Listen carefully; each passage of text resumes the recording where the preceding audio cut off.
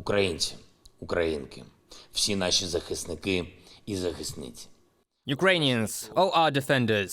The armed forces of Ukraine, our intelligence and our law enforcement agencies will not leave Russian shelling of the Dnipropetrovsk region on August the 10th unanswered. Certain people were killed as a result of the occupiers' attack on Marhanets. More than 10 are wounded. 5 are in a grave condition. Russian troops were striking with grades, regular manifestation of Russian terror, just as the attacks on Mykolaiv, Kharkiv once again proves that it is necessary to increase military aid to Ukraine. The more powerful our weapons are, and the greater the range of their use is, the sooner this cruel war will end. And that's the second thing I wanted to say. This is a question that worries absolutely everyone. When will the war end? Someone says months. Someone a year, someone even more.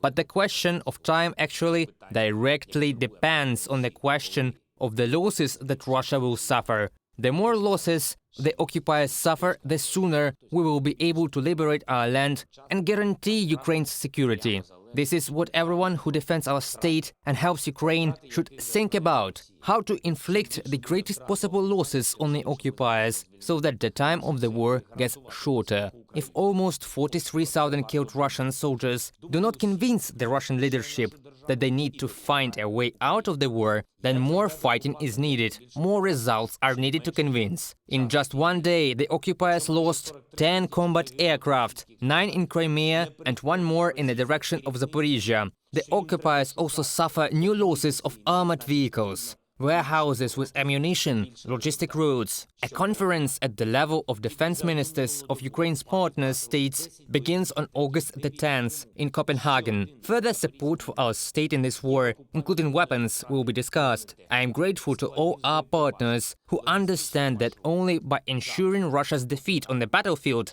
only by Russian losses, military, political and economic, can the return of security for Ukraine and the whole of Europe be brought closer. The more weapons, the more military, technical and financial support Ukraine receives, the sooner our people and all Europeans will be able to experience peace and stability in life again. And the third thing, I want to say it right now to the residents of the temporary occupied territory. No matter what the occupiers promise, their only way is to escape, at best, if they make it in time. We expelled invaders from our Zminy island. They already feel that the time has come to flee from Kherson and from the south of our country in general. The time will come when they will flee from the Kharkiv region, from Donbass, from Crimea, and everyone who can help in this should do so.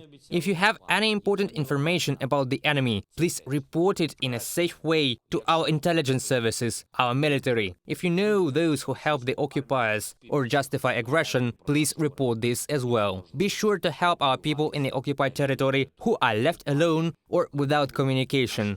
Talk to them, support them, tell them about our struggle and about the possibilities of evacuating to a free territory. The invaders are using our people to cover their attacks as human shields. Ukraine will return everything of its own and must save as many lives as possible. I held several important meetings on August the 10th, in particular regarding the program for the fast recovery of liberated territories. I continue to establish new ties at the highest level with African countries. I spoke with the President of the Republic of Ghana, on August the 9th with the President of Democratic Republic of Congo. Food security, cooperation in international organizations, economic ties are a range of issues that benefit both our state and African countries.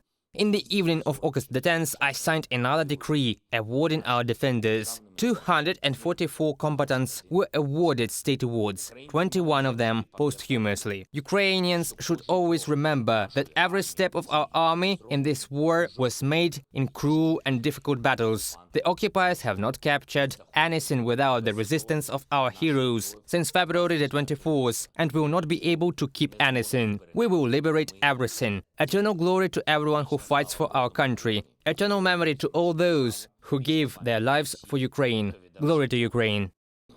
Слава Україні!